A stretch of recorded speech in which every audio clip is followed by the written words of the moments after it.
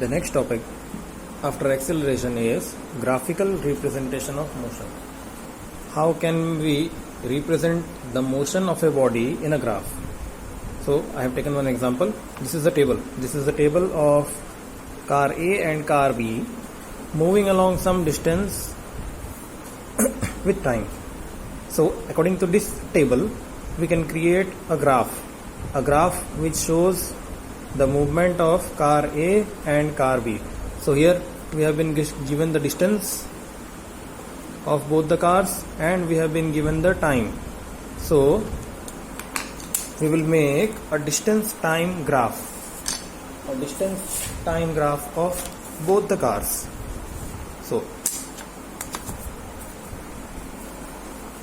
in this graph, first we will take y-axis, then we will take x-axis. This is positive x-axis, this is positive y-axis.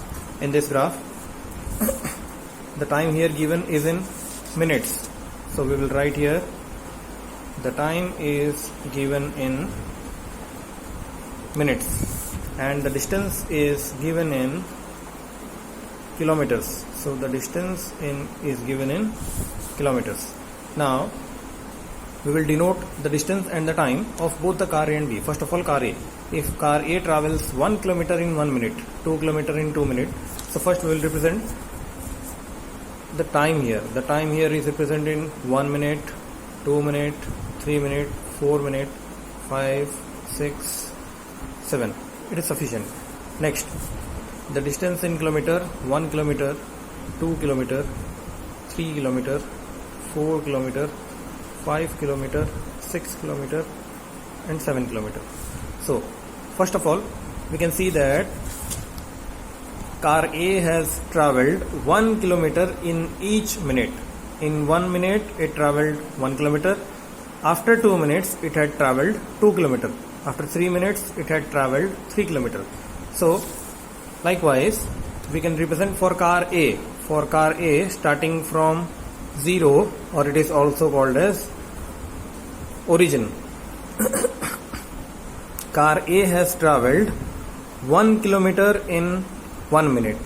So this is the point of 1 kilometer in 1 minute. Next, it had travelled 2 kilometers in 2 minutes. So it is the junction of 2 kilometer and 2 minutes. Similarly, it had travelled 3 kilometer in 3 minutes. This is the juncture.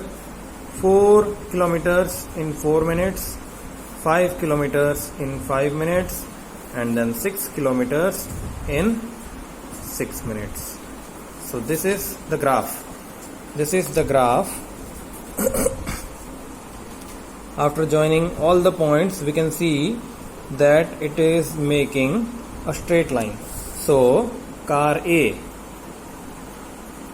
is traveling this way in the form of a graph. We can represent it in the form of graph. Next, for car B, we can see that in first minute it had travelled 0.8 kilometer. So in the first minute it had travelled 0.8 kilometer. We are taking another part for the graph for car B.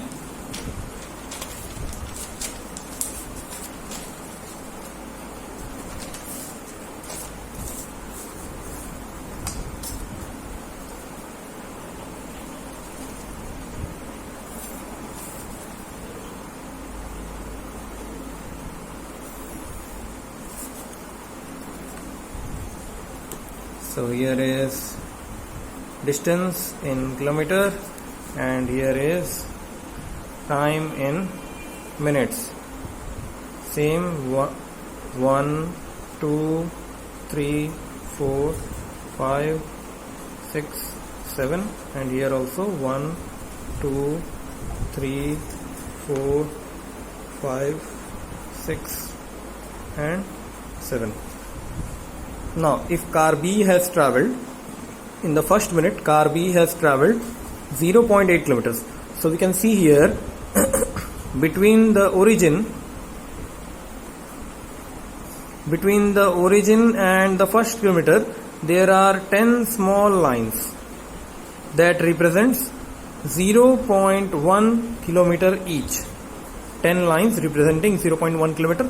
So we can say in between there are 10 lines. So total is 1 kilometer. So if we have to represent 0.8 kilometers here, we will take small lines, and at the 8th line we will say the car here has traveled 0.8 kilometers. 8th line from the x-axis. Similarly, after 2 kilometers it had traveled 1.7 kilometers. So after 2 minutes, so we will take the line for 2 minutes, or we will take the point 2 minutes in x-axis, and we will see after 2 minutes it is 1.7 kilometers. So we will take here 1 kilometer and then 7 small lines from here. So it will be at this point. At 2 minutes the car had traveled 1.7 kilometers. Then again it is 2.8 kilometers after 3 minutes.